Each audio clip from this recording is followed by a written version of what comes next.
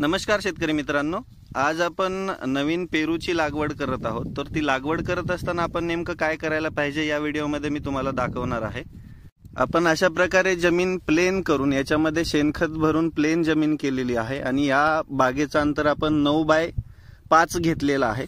त्याच्यानंतर आपण अशा प्रकारे याला पूर्णतः पाणी दिलेलं आहे, ओली माती केलेली आहे आणि ही रोपं निवडलेली आहेत। रोपं निवड करत असताना आपल्याला रोपांमध्ये अशा प्रकारे व्हाईट रूट असाव्यात आणि याच्यावरती रूट मध्ये गाठी नसाव्यात, जेणेकरून निमॅटोड येणार नाही याची रोपांमध्येच काळजी घ्यायची आणि असं वाढलेलं रोप आपण निवडायचंय।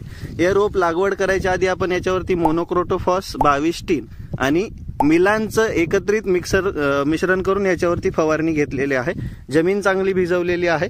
याच्यानंतर आपण इथं असा खड्डा घेणार आहोत आणि या खड्ड्यामध्ये हे रोप लावणार आहोत। एवढाच खड्डा घेऊन असं आपण रोप चांगलं दाबून घेणार।